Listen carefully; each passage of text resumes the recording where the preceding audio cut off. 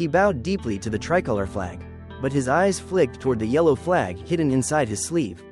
Only, that flag no longer saved anyone. Charner Street, on a morning at the end of the rainy season, was still soaked in mist. Cobblestones glistened dark with damp, hoofprints stamped deep, the wheels of a carriage screeched on the stones, the church bell tolled.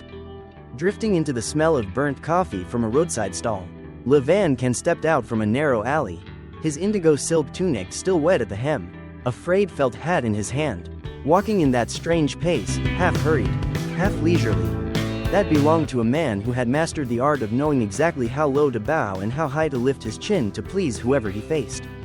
Ken was born in a riverside slum by the Ben Nye Canal. His father had died in prison for refusing the tax, his mother carrying water for a Chinese-owned eatery. At 15, he could read and write fluently in both Quoc Nu and French, thanks to lessons begged from a ruined old schoolmaster.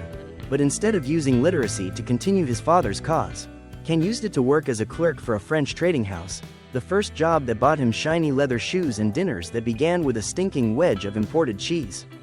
At first, he simply translated letters and kept shipping ledgers. Gradually, Ken discovered another kind of power, the power of information. A name, a number, a cargo schedule, anything in his hands could be turned into silver if he knew whom to sell it to. He began to know the Co-Sun soldiers, the native sergeants, the Chinese landlords, and the French officials who liked envelopes passed discreetly under tables. Ken did not smoke opium, nor did he flaunt himself with women or drink to excess. But everyone knew he was dangerous for one reason. He remembered faces and words like a blade tucked up his sleeve. That summer, the anti-tax uprisings spread along the riverside villages. Young men left their shops and paddies to vanish into the forests.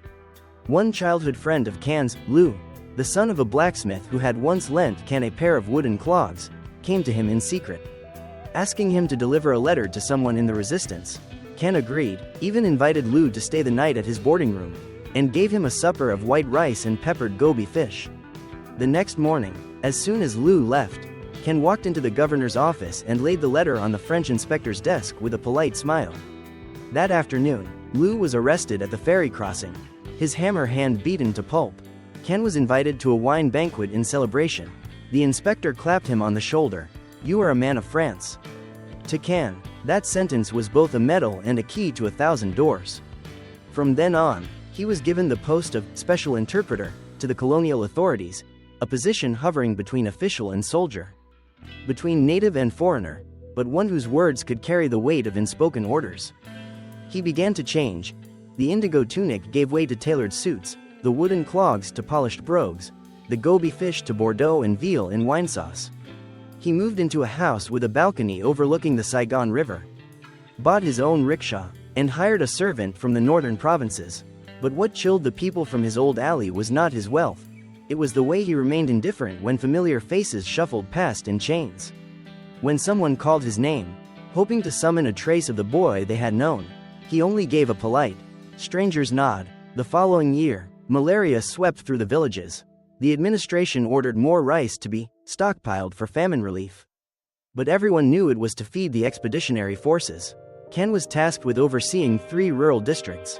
He knew well that the grain in the barns was the last sweat of the people. Yet he ordered the Co-Sun to smash the locked doors, herd the villagers into the courtyards, and force them to sign voluntary donation forms. Anyone who refused was added to a list of subversives, a list signed in Ken's own hand and sent straight to the secret police. Men and women who had once fed him, clothed him, sheltered him in childhood were shipped off to the coal pits of Hungai. Those who returned were little more than bones in rags. Ken never bowed his head. "Life is a boat," he said. "If you don't ride the current, you sink." I simply chose to live. His peak came with the negotiation of a surrounded rebel group. He promised them a pardon if they surrendered their weapons. They trusted him and walked into a trap. That night, Ken hosted a banquet for the French officers. While down by the riverbank, the heap of rebel corpses was burned like garbage. An old soldier from his village, moments before being bayoneted, spat in Ken's face and whispered, "You will die like a dog." But Ken did not die. He lived long, very long, growing old in his cold tiled house. The yellow flag his father had once hidden under their bed, he sold to a French collector for a bottle of aged cognac. In his final nights, he often sat alone on the balcony, looking down at the street where he had once walked barefoot. His leather shoes were worn now, but his shadow still fell long and dark on the stone, like a stain no rain could ever wash away. When he died, people found on his desk a single scrap of paper, bearing only 7 words, "I have never chosen wrong." What do you think about this issue?